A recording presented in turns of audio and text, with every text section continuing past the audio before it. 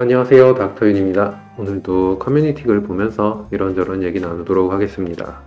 코로나 하루 확진자가 10,000명이 넘어간다고 그러죠.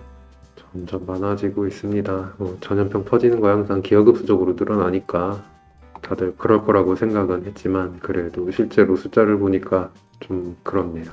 코로나 감염 얼마나 조심하고 계신가요? 작년에 난소암 1기 진단받고 수술 항암 마치고 현재 추적 관찰 중인 사람입니다. 직장은 항암 끝나고 복귀해서 잘 다니고 있습니다. 그런데 남편의 성화에 마스크 벗는 식당은 안 간 지 2년이 넘었고 어쩔 수 없이 가야 하는 마트, 도서관, 미용, 서점 등을 제외하면 거의 실내 업소는 가본 적이 없습니다. 만약 걸리게 되어 입원하면 포도당 수액을 맞아야 하는데 암에 안 좋다는 포도당을 하루 종일, 그것도 2주 이상 입원해서 맞으면 재발 전이에 심각한 영향을 끼친다고 해서 집으로 오는 택배조차 알코올로 소독하고 외출하고 돌아오면 드러난 부위는 알코올 소독을 합니다. 여행도 못 가고 아이들에게도 사람이 밀집한 곳에는 아예 가지도 못하게 합니다. 저는 원래 기저질환도 없고 면역력도 최상인데 코로나 중증 위험군도 아니고 걸려도 독감 수준으로 앓다 지나갈 것 같은데 이렇게 유난을 떠니 저희 남편만 이렇게 특이한 건지 다른 가정에서도 이런 수준으로 관리하며 계신지 궁금합니다. 이번 겨울에 코로나 확진자가 4,000명대로 유지가 돼서 여행 계획을 세웠는데 이번에 10,000명대로 넘어가서 취소했습니다. 오미크론은 중증으로 갈 확률이 낮다고 하는데 계속 이렇게 방콕하려니 정말 미치겠네요. 여러분들은 어떻게 이 코로나 시국을 보내고 계신가요? 요즘 다 그렇지 않나요? 마스크 벗는 곳은 찝찝해서 안 가고 남이 만진 공용도 안 만져요. 손 소독, 외출 후 샤워, 휴대폰 소독, 안경 소독. 확진되면 학교 생활에 주원 글씨처럼 확진자 꼬리표가 따라다닐까봐 조심하고 있습니다. 서점, 마트, 백화점도 잘 안 가요. 식당, 카페는 당연히 안 가고요. 집 뒷산, 재래시장 정도가 저의 일상이네요. 많이 갑갑하긴 하지만 올해는 종식될 거라 믿고 있어요. 직장 생활하다 보니까 자차를 이용하지만 지하철을 이용해야 하기도 하고 명절에 시골을 못 가니 장은 봐서 보내야 하고 카페 가서 혼자 있다 오기도 하고 그러네요 하시는 분도 계시고요. 한 분은 저희 남편이랑 너무도 똑같네요. 옆에서 같이 지내기에 속 답답하기는 해도 안전이 제일이니 따라주고 있어요. 병원도 꺼려하고 미루다가 대장 용종만 키웠네요. 스스로 자가격리하고 있어요. 웬만한 건 배달시키는데 어쩔 수 없을 때만 후딱 마트만 다녀와요. 항암 중이라 더 그러고 있습니다 하는 분도 계시네요. 저 항암 중에는 더 조심하셔야죠.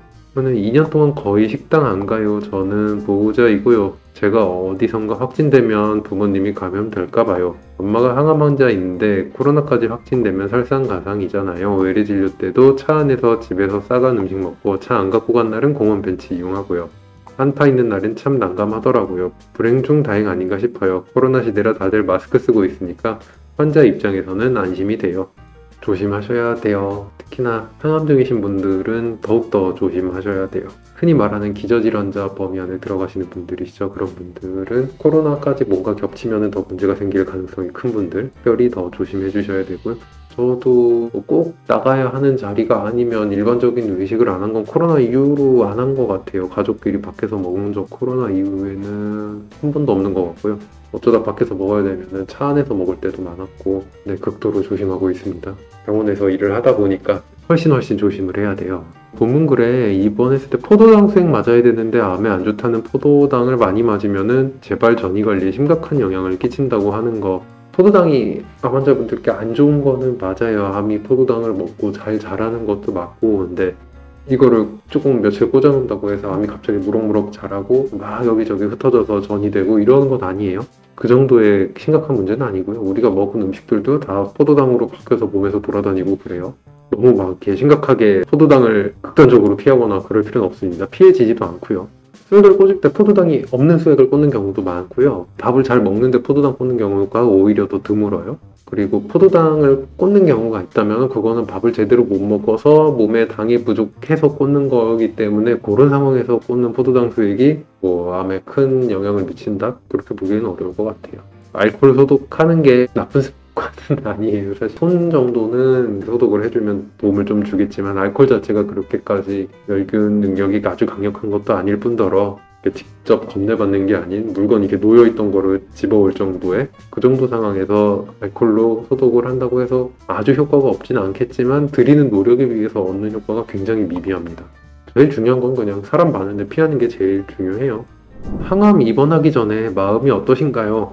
내일 6차 받으러 갑니다. 항암 치료를 한 달에 한 번 정도 해서 한 번에 5일 정도 입원해서 받는데 입원 앞둔 시기부터 너무 예민해져요. 부작용도 심하고 토하는 걸 진짜 싫어하는데 그 울렁거리면서 토하는 느낌이 무섭기도 하고 아직 병실에 누워서 시간 보내야 한다는 것도 너무 힘들어요. 그래서 이 시기가 다가오면 너무 공포스럽고 기분이 처지는데 이럴 때 어떤 마음을 가져야 할지 제 자신한테 답답하네요. 기약 없는 항암이라 매달 이러는 것도 스트레스 받을 것 같고 여러분은 항암하러 가기 전에 어떻게 마음 다잡으세요? 저는 암 크기가 너무 크다는 얘기를 들어서인지 오히려 항암을 받고 싶어 했어요. 항암하면 혹시나 줄어들까 해서요. 부작용 심하시면 정말 항암이 다가오는 게 두려우시겠네요. 부작용을 말씀해보시고 부작용 방지할 수 있는 여타 처방이 없는지 물어보시는 건 어떨까요? 작성자분 댓글 다시 달아주셨네요. 그래서 여러 가지 구토 방지제도 맞고 먹고 붙이고 해도 큰 소용이 없어요. 저도 항암 받을 수 있는 거에 감사해야 하는데 막상 하는 날 다가오면 두려운 건 어쩔 수 없나 봐요. 또 한 분은 24회차까지 맞고 항암이 끝났습니다. 2주에 한 번씩 맞아서 부작용도 굉장히 심했습니다. 하지만 저는 케모포트를 심어서 병원에 입원해서 맞지는 않았습니다만 입원해서 멍하니 있는 그 심정 저도 잘 압니다. 부디 항암 잘 이겨내시고 완치 갑시다 하시는 분도 계시네요. 아이고 24번이면 쉽지 않으시죠. 또 한 분은 그냥 받아들여요. 피할 수 없으니. 저는 이제 1차 끝난 4주째인데 4주 동안 쭉 부작용으로 괴롭네요. 내일 2차 입원인데 2차 못 받을까봐 겁나요. 어쨌든 받아야 끝이 나긴 할 테니 하시는 분도 계시고요. 부작용이 심할수록 전 과정들이 더 힘들게 느껴져요. 아무래도 그래서 원인을 해결하고자 하면 부작용을 잡는 방법들을 많이 활용을 하고 보조치료들을 활용하고 뭐 체력도 올리고 하는 방법들도 있을 거고 이 힘든 과정을 하기 싫다라고 느끼는 건 당연한 거예요. 말 그대로 마음가짐의 문제이기도 하고 또 싫은 게 당연한 거고 그렇습니다. 아까 한 분이 적어주신 것처럼 빨리 받아야 빨리 끝나니까 그런 마음으로 가시는 게 제일 좋을 것 같아요. 소화력이 계속 떨어져요. 항암하면서 소화가 점점 힘들어지네요. 그래서 식사량을 반 정도 줄였지만 이젠 소화제도 가끔 먹어줘야 돼요. 오늘은 식사를 호박죽과 팥죽으로 2끼를 먹었더니 속이 너무 편하더라고요. 이러다 죽만 먹고 살게 될까봐 걱정이 되네요. 어떻게 하면 소화도 잘 되고 영양도 챙기며 식사할 수 있을까요? 항암하고 나서는 소화가 잘 안 돼요. 저도요. 약이 독해서 그래요. 또 한 분은 오늘 첫 항암을 했는데 뭔가 속이 더부룩하네요. 또 한 분은 항암 중에는 부작용으로 소화가 잘 안 됩니다. 될 수 있는 한 소화가 잘 되는 음식으로 드셔야 합니다. 한 분은 저랑 같은 고민 중이시네요. 저도 그냥 막 먹었는데 너무 힘들어서 죽 먹으려고 먹었더니 속이 편하더라고요. 그래서 자꾸 죽 종류를 찾게 되네요. 이것저것 먹고는 싶은데 입은 즐거워도 먹고 나면 배가 힘들어서 후회하게 돼서요. 이것저것 잘 먹고 싶은데 잘 안 되네요. 여기 약간 다른 문제예요. 그러니까 항암 맞고 속이 이렇게 울렁울렁 외슥외슥하면서 토하고 못 먹는 거랑 지금 이분처럼 그냥 소화력 자체가 처지는 분들이 계세요. 그런 거 없이 입맛도 잘 있고 먹고 싶긴 한데 먹으면은 소화가 안 되는 쪽으로 오시는 말 그대로 다른 부수적인 증상보다는 소화불량 그렇죠? 먹은 게 잘 안 내려가는 그래서 죽을 먹으면 속이 편하고 식욕도 충분히 잘 있고 다른 음식도 먹고 싶은 그런 분들이 계세요. 네, 이것도 흔한 부작용 중 하나고 여기 오시는 분들은 보통은 항암 맞고 그 직후에 부작용이 제일 심했다가 뒤로 갈수록 어느 정도 회복이 되는 이런 방향으로 증상이 점점 나아지고 또 항암 받으면 또 확 심해졌다가 다시 나아지고를 반복하는데 이 증상은 다른 것과는 달리 그냥 총 기간 자체가 길수록 더 심해져요. 그래서 중간중간에 치료를 받으시는 게 좋고요.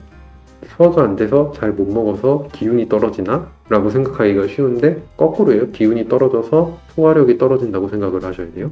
그런 문제라 몸에 점점 누적돼서 이렇게 쭉 나빠지는 방향으로 갈 수 있기 때문에 이런 증상이 나타나는 분들은 꼭 치료 받으시는 걸 추천을 드릴게요.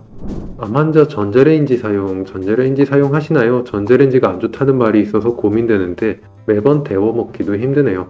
굳이 안 쓰실 필요까지는 없을 것 같아요. 전자레인지 작동 시에 근처에만 안 계시면 되는 건데요.